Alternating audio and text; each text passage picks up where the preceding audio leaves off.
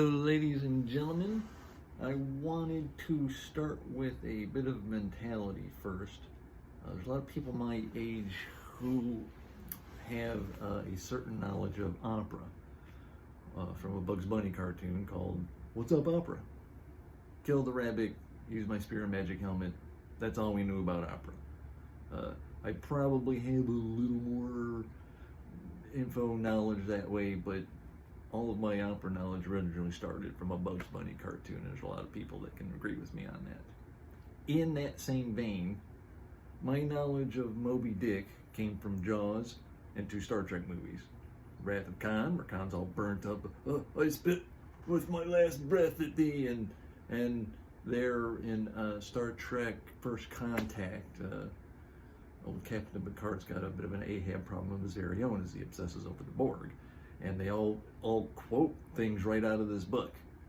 And so that was pretty much my knowledge of Moby-Dick. I don't think I've ever even seen a Moby-Dick movie.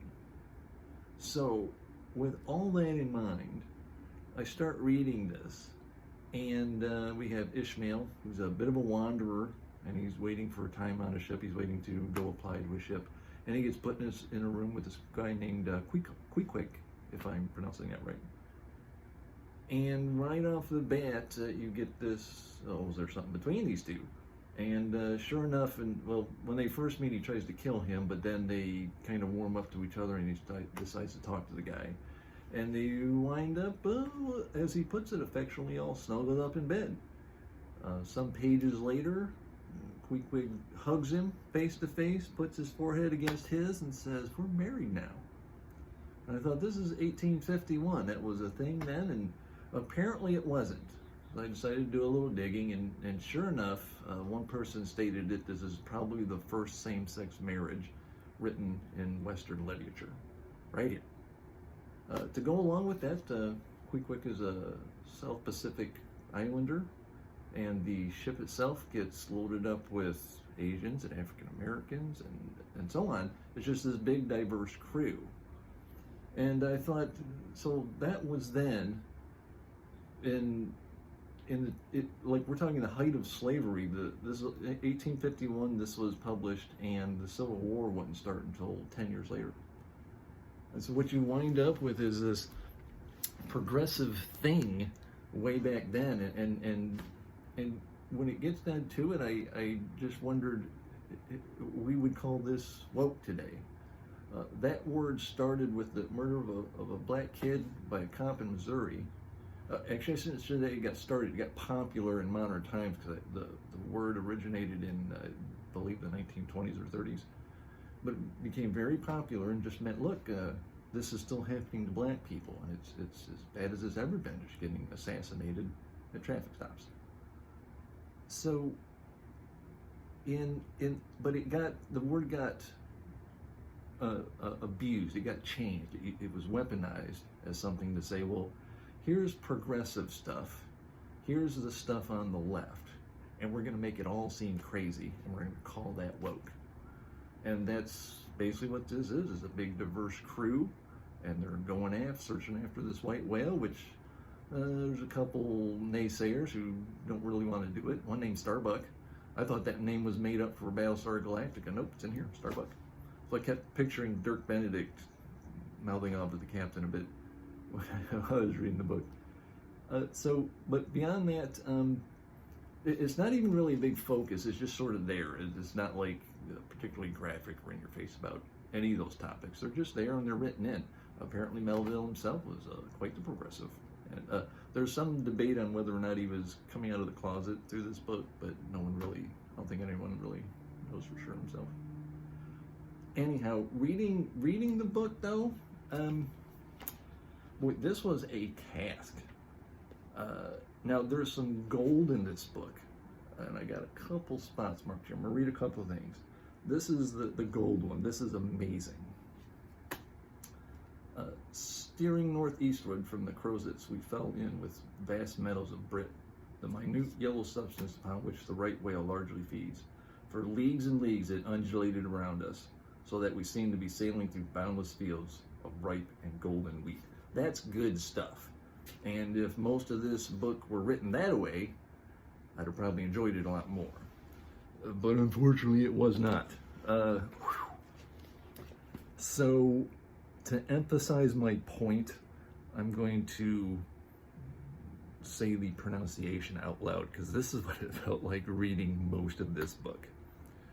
For 360 miles, gentlemen, through the entire breadth of the state of New York, through the numerous populous cities and most thriving villages, through long, dismal, uninhabited swamps, and affluent, cultivated fields, unrivaled for fertility, by billiard room and bar room, through the holy of holies of great forests, on Roman arches over Indian rivers, through sun and shade, by happy hearts or broken, through all the wide contrasting scenery of those noble Mohawk countries, and especially, by rows of snow-white chapels, whose spires stand almost like milestones, flows one continuous stream of Venetianly corrupt and often lawless life, period. There's your true Ashanti, gentlemen, there howl your pagans, where you ever find them, next door to you, under the long-flung shadows, and snug patronizing lee of churches, period. Whew.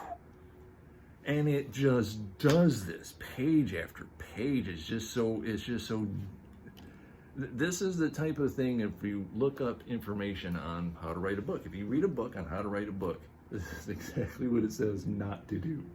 It's just over punctuated and just too elaborative on every little point to make that you could make and maybe make. It's crazy. It was difficult grinding through this, but it's as I said, the whole idea of it's been with me all my life, so I decided I'm gonna give this a shot. And really, I enjoyed the first few chapters, and then after a while it starts to grind into you. It just gets difficult.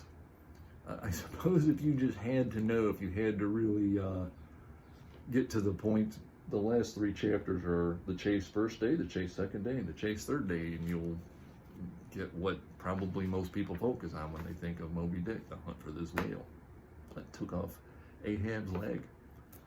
So not overall, I'm displeased. I mean, I would probably normally have not finished a book if it started grinding away at me like this, but I decided I'm going to give this a shot. I have to give it a go. There's large swaths of this that are like lessons on ambergris and whaling and lines. Those are kind of interesting, but again, it's just the prose and the sentence structure of this book are just ridiculous. Little bits of treasure in it. There's some part of me that says I understand why people like it, but this was not for me. So we are done with it. This is not the only classic. I guess not the only classic I read. I wonder if people consider Dracula classics. I read Dracula and I enjoyed that. I read Sherlock Holmes and I enjoyed that. But the reason I even went for this is because I watch a variety of booktubers who all of a sudden started up on Frankenstein. Over the course of a couple of weeks, I must have seen this pop up 5 or 6 times. People just say, yeah, I'm going to give Frankenstein a try. So I went and got this really neat looking edition. I like this, and that it's illustrated. Oh, the paper feels good too. There's just a physical book just feels wonderful. And I was going to read this first, but at the time I read The Wager, and I'm currently reading One Piece, which is nautical. And so I decided, well, let me give Moby-Dick a go, and it just seemed like a natural blend into that. But that's done with. I just started Frankenstein last night and this morning, and like Moby-Dick, it is starting out very interesting. I'm actually enjoying it, and just hope it sticks together better than this did. After that, I put my books way over here. After Frankenstein, it's going to be Perdido Street Station. And this one here, The Blighted Stars, I'm going to get started on that. But there is a fantasy book called The Sword Unbound, which is going to come out in a couple weeks. And that could interrupt one or the other because I have to read that sequel. And I believe that's all I really got for right now. Moby-Dick, Frankenstein, Perdido, Blighted Stars. That's all I wanted to talk about. If this is for you, it's for you, but I don't know how many more classics I can get into. Wuthering Heights, it just doesn't seem like it's for me. I don't know. There's plenty of people who just love them classics, but if this is kind of an example, I don't know what to do. I don't know how much further I can go into it. Maybe reading all these genre books, sci-fi and fantasy, ruined me for this kind of writing. I don't know what to think, but it was just too much or too bad for me. Not for me. That's it.